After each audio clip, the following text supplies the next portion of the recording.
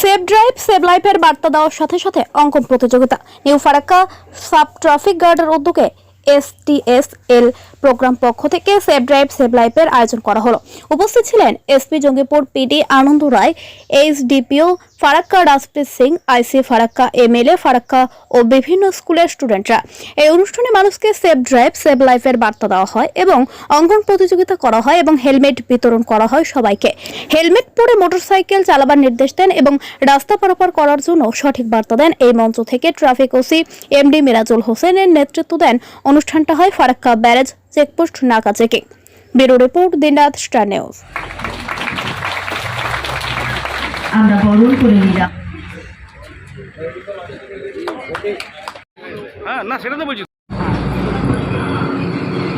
বাচ্চাদের একটা traffic awareness নিয়ে ড্রয়িং প্রতিযোগিতা আমাদের নিউ ফারাক্কা STG অর্গানাইজ করেছিল। প্রথমে আমরা মঞ্চে তাদের পুরস্কারটা দিয়ে অপরাজিতের হাতে ছোট্ট উপহারটি। Thank you sir. অপরাজিতকে পুরস্কার তুলে দিচ্ছেন আমাদের মাননীয় HDPO ফারাক্কা স্যার। স্যারকে ধন্যবাদ। প্রাপ্তি খুব সুন্দর ছবি এঁকেছেন, ওর জন্য অনেক।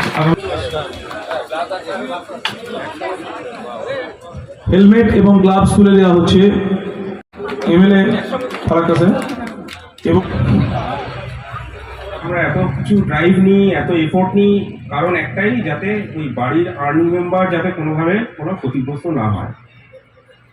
বুঝতে পারলাম? আমি স্টুডেন্টদের উদ্দেশ্যে বলছি এটা বোঝানোর জন্য। সেটা শুধু ফ্যামিলির লস না, এটা হচ্ছে economic loss for the country. দেশের ইকোনমিক লস। তো একটা গাড়ি যদি, যত গাড়ি অ্যাক্সিডেন্ট হয়, যদি 1.5 লক্ষ লোক মারা যায়, লোকগুলি কি আমাদের দেশের রিসোর্স নিয়ে তো বড় হয়, শিক্ষা, হেলথ, সব ফেসিলিটি নিয়ে। তো প্রত্যেকটা আমরা যে বড় হই, আমাদের একটা খরচা আছে। তো আমাদের যদি লাইফ বেকার ওয়েস্ট হয়ে যায়, তাহলে ওটা ইজ এ ন্যাশনাল লস। যারা বেকার, মানে যদি ইনফার্ম হয়ে যায়, বা পা কারণ নেই, কারণ হাত নেই, এসব যদি ড্যামেজ হয়, তাহলে সেও হচ্ছে আমাদের দেশের আর্থিক ক্ষতি। ফ্যামিলির তো ক্ষতি আছেই, এবার ছোট ছোট ফ্যামিলি সব যদি একসঙ্গে ক্লাব করলে দেখা যাবে ওটা অনেক বড় ইকোনমিক সাইজ, ওটা হচ্ছে দেশের ক্ষতি হয়। 3 হচ্ছে, যত গাড়ি অ্যাক্সিডেন্ট হয়, গাড়ি বানাতে খরচা হয়ে তো রিসোর্স, দেশের ন্যাশনাল রিসোর্স নষ্ট হয়, তো ইউজ হয়। এবার ওটা যদি ড্যামেজ হয়ে যায়, তাহলে it's a loss to the nation. আমি এখানে ক্লাসের মতো করে নিচ্ছি, যেহেতু স্টুডেন্ট অনেকটা আছে।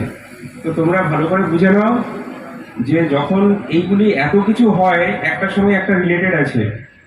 তো যখন রাস্তায় বেরোবে, ডান দিকে বাঁ দিকে তাকাবে, রাস্তা ঘুরোঘুরি করবে না, 5 মিনিট লেটে পৌঁছালে খুব বেশি বড় কিছু হবে না, কিন্তু সাবধানে বেরোবে, হেলমেট পরবে, যা যা নিয়ম শৃঙ্খলা যা যা আছে, রাস্তার যে কানুন যেগুলি আছে সেগুলি মেনে চলবে এবং মেনে চলাবে। কেন আমি যে বলছি যে কালচার, ওই কালচারটা আমি অ্যাজ SP আমি জানি সমাজের 2 পয়সা কাজে লাগবে না, কিন্তু আমি যদি জানাই, তোমরা যদি এনকারেজ হও, কিছু যদি মাথায় ঢোকে বা কিছু বুঝে যাও, তোমরা যদি ফলো করো সেটা, তাহলে কালচারাল চেঞ্জ হবে। ট্রাফিক কালচারের যে কথা বলছি আমি, তো এটা একদিনে বা একজন ইন্ডিভিজুয়ালের লোকের চলে হয় না, এটা সামগ্রিক এফোর্ট। যদি সবাই একসঙ্গে চেষ্টা করি, তাহলে এটা চেঞ্জ হয়, একটা মহল তৈরি হয়।